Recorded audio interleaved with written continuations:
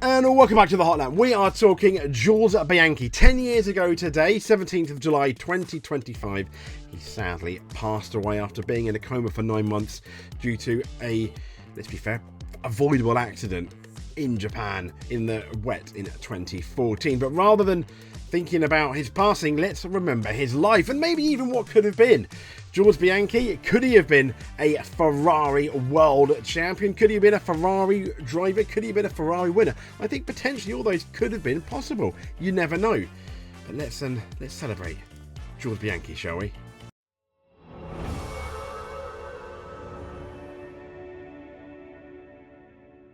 So all of the Twitter sphere is talking about Jules Bianchi, 1989 to 2015. I think this was Planet F1. Remember, Jules Bianchi, 1989 to 2015. As we know, he was very close to a certain Charles Leclerc. And let's have a look at it. These two could potentially be brothers. Let's be honest. I mean, they look so similar.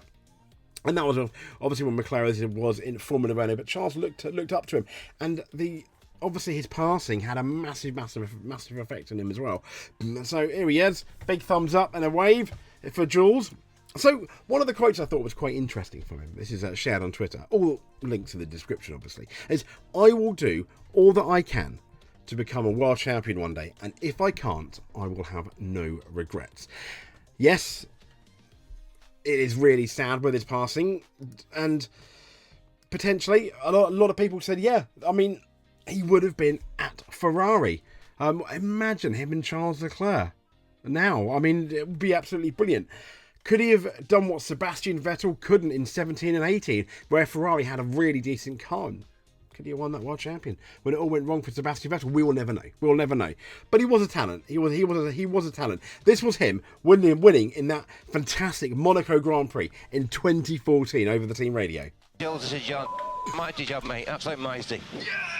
So which place we finished with the penalty? I think we're P9. I think we are P9. Very good race, Jules. Nice. Finally we have a point. Woo! I'm so happy. And anyone that watched F1 back then, I mean, Mauritia was like the Minardi team of the 90s, and now you wouldn't even have a team compared to them. If you remember Williams with George Russell back in the day when he first started and how hard it was for them to get points, they had literally very little funding, a very small team, and the fact that they got a point at Monaco, the one race where you want to do well throughout the year, other than maybe your home race. And the one race where all your sponsors go to, I mean, it's absolutely fantastic. And what a fairy tale. And everyone was so happy. It was almost like they'd won the race. I remember all the scenes in the pits afterwards and all the interviews on Sky, etc. It was brilliant. There's obviously Jules celebrating with his P9. And I think this was Jules after, in one of the interviews afterwards, which I think is quite interesting. No words, actually. It's just no amazing for us. We did perfect race, even though we had some penalties. At the end, we finished in the points. For sure, we have been lucky, but I'm really proud of the team, what they have done. They have been waiting for that for a long time, so I'm really happy to give them the first points. Father was a racer, and my grandfather as well. Yeah, I mean, it was brilliant, wasn't it? Yeah, I'm happy to give them the first points. So obviously, he did sadly passed away. I don't really want to get into it too much, as we said, we're going to celebrate his life, but he did have a massive effect on the people that was around him, especially when actually he went off. This is one of the few things we'll share. This is from the High Performance podcast, and Graem Lowdon, who is now, funny enough, the Cadillac team principal, talking about it. Gone off, but then quite quickly we could see that there'd been some kind of impact with a trackside vehicle. And nothing should be on that racetrack. Absolutely race not. Cars. All we could see was that that big heavy vehicle moved a lot. On the kind of got lifted almost. Yeah. And as soon as I saw that, I thought, no, this isn't going to be good. Thing with Formula One, that the highs are high and the lows are desperately low. It's not about losing a championship or anything like that. It's when people get hurt. Someone who had so much more to give. As a parent, I can't imagine what they could be thinking. No. There were people on the team who knew him a lot better than I did. I really liked him. I liked him a lot, and he could drive. When you run the team and your car goes out the pit lane for qualifying or whatever, when it's your car and you know what it's capable of, and then you start seeing, the green sectors, or in some cases purple sectors. And when you see it appearing at a level where you think, right, that there is nothing else left. And that used to happen a lot with Jules. I know from his family, they don't want people to forget. There's a foundation, they do a lot of good work. I mean, yeah, there is a foundation for Jules. I think that's brilliant. The fact that physically you can't drive a car. I mean, the car is going. The car, I've always said, the car is gonna. There's a finite car. There's no way. But you can drive to the maximum of the car, like Max Verstappen does, like Hamilton has done, and people like that, like Leclerc does in qualifying, and obviously like Jules did, he got the absolute maximum out of that car, which shocked the engineers for a car that should have not been up there as much. And another person that's done that with quite a low team was, if any of you remember, Fernando Alonso in 2001. I mean, he put that Minardi in places where it probably shouldn't have been either, which was really interesting. And this was obviously I'll play it and then. Jules Bianchi's death was horrible. Reporting, and I had to close the show in Japan for NBC, and the medical helicopter was taking off, and we didn't know at the time that he wasn't on the medical helicopter, and we thought he was. I mean, it's just really sad, isn't it? This is a quick little thing. I won't play it because there's music there, but I thought this was really, really nice and heartwarming. Natalie Pinkham has tweeted saying, "Once in an interview, I called Jules by mistake." I mean, look, even there, they look like brothers. "I went bright red and apologised profusely, and Charles said, why say sorry? It's the best compliment I could get. Why say sorry? It's the best compliment I could get." I mean, absolutely, what more do you want?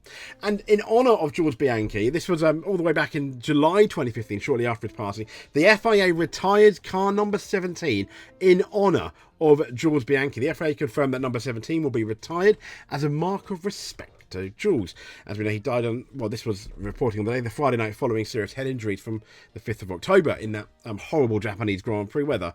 The Frenchman will be laid to rest in his home city of Nice on Tuesday. A statement on the FIA's website said, the John Todt, president of the FIA, announced that the car number 17 will be retired in honour of Jules Bianchi. And I think that's really, really, really cool. Jules took the 2009 F3 Euro Series on home ground at Dijon, 9 wins, 12 podiums, 6 pole positions, 7 fastest laps, and 114 points at the end of the season. And here's the photo with a certain French Sicilian Jean Alesi standing next to him. I mean, what more do you want? And even when we just look at his stats. Yeah, born obviously August the 3rd with the Mauritia team. When there were, there would have been, I think, at least 22, if not more, cars there. I mean, 15th, 13th, 15th, okay, 19th, 18th, 17th, 18th. I doubt very much he finished last. Now, when we look, obviously, 9th, that 1 point in Monaco, how important is that? That's just so important, obviously. Yeah, 2 points, 17th in the World Drivers' Championship, but really, really helping Mauritia. And even when you look back at the GP2 series, he's got a, first. He's got a couple of firsts in the GP2 series, and then he went to the World Series Formula Renault, Formula 3 in Macau, the Formula Euro Series, which he did very well. You can see all the firsts in gold there. And sadly, I can't quite zoom it in.